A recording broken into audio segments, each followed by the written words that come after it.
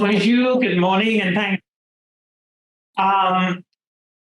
thanks to the organizers for the opportunity to share with you just some thoughts, adding to what the colleagues have already presented on energy efficiency in buildings in the Caribbean. And we have termed it an untapped opportunity.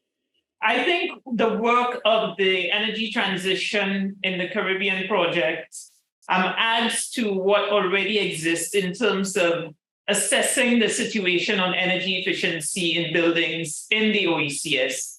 And what has largely been recognized that it really is an opportunity that is underutilized. And in some cases, in many cases, in fact, persons are not aware of what energy efficiency can do for our region in the whole context of the sustainable energy transition, especially when it is teamed with renewable energy. So it really should be a first step when persons are looking at undertaking renewable energy projects. But we feel that there is still a sense where persons, including the lending institutions, are not aware of the potential for energy efficiency. In the context of what has already been discussed, we can see that most of our islands in the Caribbean do not have very large manufacturing sectors. So most of the economic activity, including tourism, is really confined to buildings. And so increasing our energy efficiency in buildings really helps to support what we are doing across the sustainable energy landscape. We also recognize that energy efficiency gives us some very positive and quick returns on investments. Again, a point for the lending institutions and for our policymakers to better support this particular area.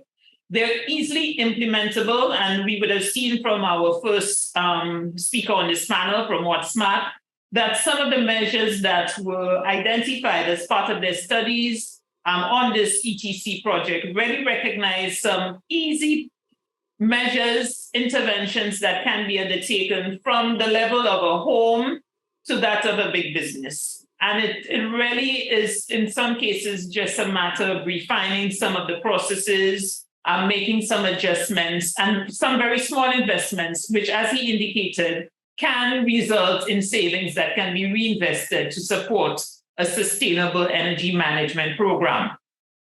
And looking at some of the studies that some of the results that came from the studies undertaken, we see opportunities across the board in terms of energy efficiency in buildings, from the design of the buildings, looking at the envelope, to the construction, and of course, the use. Within the context of this particular project, I think we concentrated a lot on the use of the buildings as well. And so there are other opportunities for collaboration and synergies with other sectors going forward.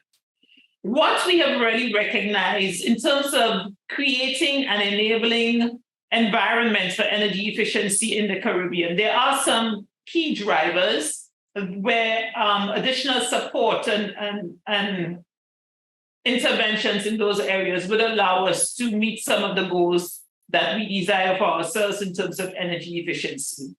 The first one looks at creating conducive policy and regulations at all levels. So from the level of a building, where you have a building manager, or you have a facilities manager who would help to guide that, as well as at the level of governments, where governments can provide supporting incentives, for instance, or they can support in helping implement some of the already established tools that we have in terms of our building code. Both the OECS and CARICOM does have some building codes which do incorporate energy efficiency, but there's need for greater collaboration on really using those building codes so that we can see the benefits. And of course, this calls for wider coordination, not only from the energy sector, but including other actors such as those in the ministries of finance or those in the ministries of physical planning, who also have some stake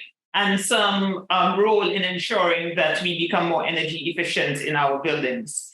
The whole issue, from what we have seen from some of the studies of the ETC, is that really countries have focused to a large extent on renewable energy policy and regulations. But in the context of energy efficiency, they have not really done as much work. And so an opportunity exists for us to continue to refine what exists and to learn from the examples, as we have seen from Guadeloupe, recognizing national circumstances, of course, to support conducive policy and regulations.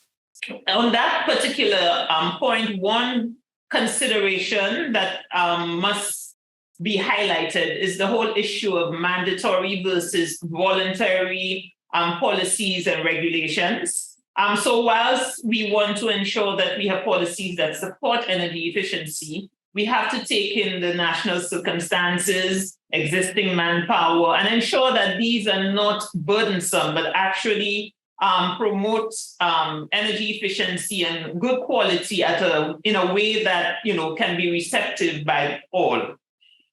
Another important point is the whole issue of appropriate financing mechanisms, and associated with that is other correct business models. So lending institutions do recognize sustainable energy as a new area with a lot of promise, and a lot of them are getting into it. They're supporting, for instance, solar and other renewable energy projects. But there has been some reluctance to focus so much on energy efficiency because it does come with its own set of challenges. The establishment of energy service companies, or ESCOs, have not really taken up within the English-speaking OECS, although we know that there are some good examples in the French. And so there is an opportunity for us to support these areas, to see what can be modified to fit our conditions, and to support collaborations that can support this in terms of really getting widespread uptake of energy efficiency measures in the buildings. The deployment of technical solutions, and as I indicated, the first speaker has already spoken of those, but in many cases, they may not be always complicated solutions. They may be simple, innovative solutions, but there is need for us to ensure that there's visibility, there is promotion of those solutions, that our companies who are involved in selling products, importing appliances, that they are aware of what exists on the market that would be relevant for us in the context of energy efficiency. Added to that is the whole issue of capacity building, ensuring that we have the technical persons on the ground who understand energy efficiency, who are trained and certified at all levels, so that they are involved not only in terms of implementation of the measures and retrofits, but they also help to inform policy and to build awareness so that, again, the market will respond to that emerging need and that we can have a really well-rounded sector when it comes to energy efficiency. The last point on this slide really looks at regional collaboration. And it looks at it not only in the context of institutions and governments, but opportunities for private sector.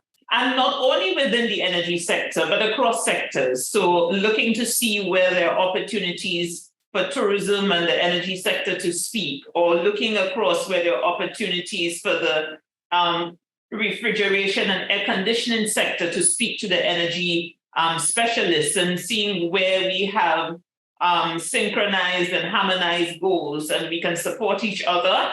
I think there are already some good opportunities at the Caribbean level. We have the CCRE, we have CARICOM, who have started some work in that area. OECS is also doing some work in CDB. But I think we need to expand that cooperation to include our French departments, but also to include other sectors and other players in areas outside of the energy sphere.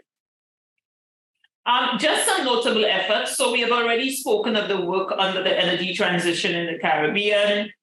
We had a lot of studies that were undertaken, which did not only benefit energy efficiency, but helped us to really get a better appreciation of the energy landscape, with acquiring data that would not readily be available at this time. So the ETC project did support that.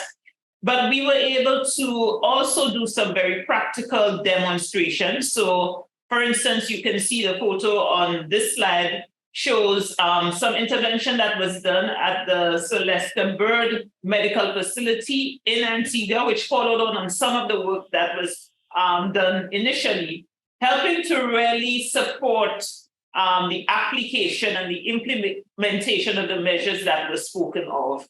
In the case of St. Lucia, for example, the project helped to support buildings, in this case, not fancy buildings, but the homes of vulnerable persons with lighting, more efficient lighting. And these may not be significant in terms of the energy reduction at the national level, but in terms of the individual home, they really do make an impact, and they will support better decision-making amongst that particular group for the future.